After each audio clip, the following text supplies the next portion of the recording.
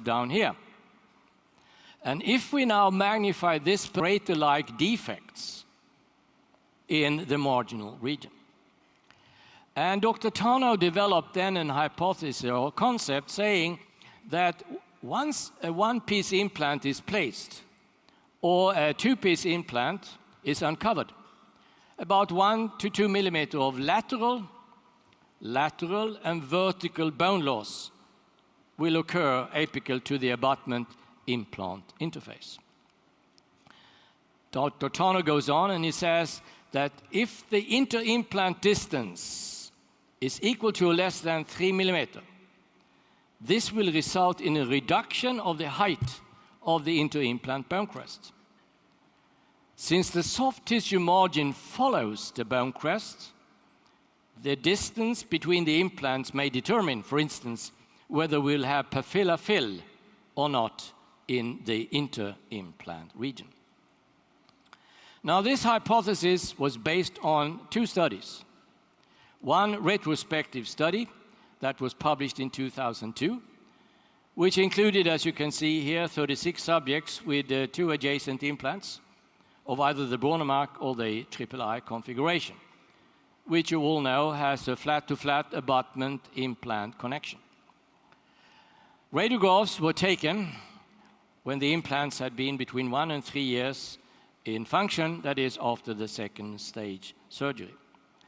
And in the radiographs, the distance between the implants was measured, as well as the distance between a line connecting the abutment fixture junction and the top of the inter-implant crest.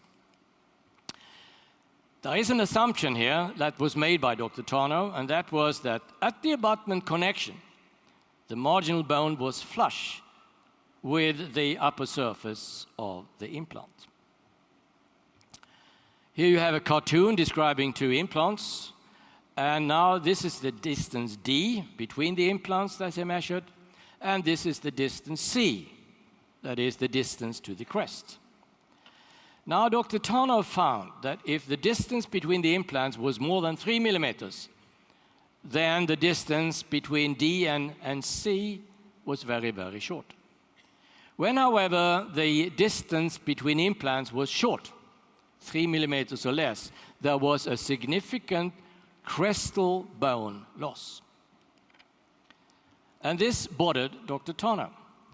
So he subsequently carried out, together with his graduate student, a prospective study in dogs, where he had a dentulous mandible in the dogs, and they used an implant system, the so-called bone system, with a flat-to-flat abutment fixture connection. Group 1 had an inter-implant distance of 2 millimeters, and Group 2, 3 millimeters, and then 4 and 5 millimeters. The abutment connection was performed 3 months after implant installation, and then biopsies sampled after another 12 months.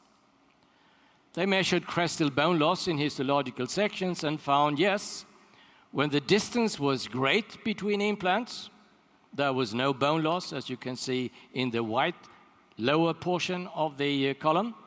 But when the distance was 2 or 3 millimeters, there was significant bone loss. So the conclusion was that the short distance between implants will result in inter-implant bone loss following abutment connection. Why is that so? Is that a question that is related to the design of the implant system? Well, this has been studied by many, many authors, some of whom appear on this particular slide: Eriksson, Herman, Abrahamsson, and co-workers. Dr. Eriksson, he studied the Brånemark system. And as you know, the Brånemark system has a screw that connects the abutment with the fixture. And when we use a screw-retained construction, it means that there is an open communication between the oral cavity and the internal system of the Brånemark system. There is also a micro gap occurring between the abutment and the fixture. And of course, what comes in into the internal system can go out in this micro-leakage that exists between the abutment and the fixture.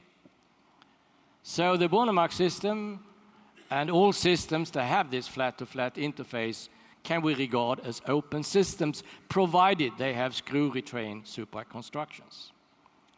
Here you have a histological section again, describing the profile of the soft tissue next to a BioManagement implant. And these two areas correspond to each other. That is the area of the abutment fixture junction with the micro gap. And if we more carefully look upon this area, we can see that in the nipple of the micro gap there is an inflammatory cell infiltrate. When we now measure the distance between the inflammatory cell infiltrate and the bone, we find that it is always 1 millimeter, which means that bone normally cannot exist closer to an inflammatory cell infiltrate than 1 millimeter.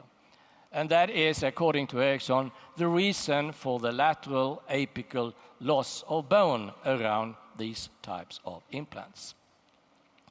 So when the distance between the implants is larger than 3 millimeters, the vertical lateral bone losses, illustrated in blue, will not reach the peak of the bone in the inter-implant crest. But when the distance is less than 3 millimeters, as you can see to your right, the two vertical bone losses result in a reduction of the height of the crest. So the question is now, is this the cause, this bone loss caused by the bacterial contamination in the microgap between the fixture and the abutment? This is how it looks with the BioManagement system, and we can clearly identify the crater-shaped defects around the implants. And this is how it looks with the AstraTech system under identical conditions. And here you can see there are no micro gaps and simply then no bone loss of a lateral vertical contour. So here you will have a straight outline of the bone. Now, Dr. Abrahamsson presented an interesting study year 2003 regarding this issue. He worked with the AstraTech system, which is a closed system. You remember I talked about the conical seal design, where nothing can come in during function and therefore nothing can go out. But in order to have a realistic approach to this, we must realize that when we exchange the healing abutment to a permanent abutment, we open the internal system of the implant. And then obviously it is exposed to the oral environment. Dr. Abrahamsson studied this change of a healing abutment to a permanent abutment to see if that allowed a contamination of the internal portion of the implant system that was of clinical significance. So, implants were installed.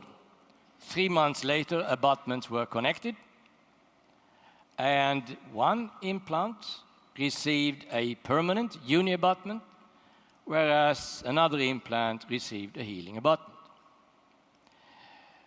1 month later, there was an abutment shift, so the healing abutment was now exchanged with a uni-abutment. And 6 months later, biopsies were performed.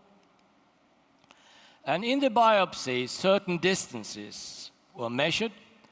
The distance from the PM, which is the margin of the peri-implant mucosa, to the apical cells of the barrier epithelium, which represents the length of the epithelium, and the distance between ABE and BE, which is the height of the connective tissue attachment. Sites with not shifted abutments are indicated in yellow, and sites with shifted in blue. And as you can see, there is absolutely no difference between the two. And we can explain that by saying that the fibroblasts in the cell-rich zone next to the implant apparently completely restored the connective tissue attachment and maintained the bone level. So what about the inflammatory cells? Well, if we take the tissue that could be gathered from this area indicated in the yellow quarter angle, you can see that it comes here. and we find only, or Abraham found only, few and scattered inflammatory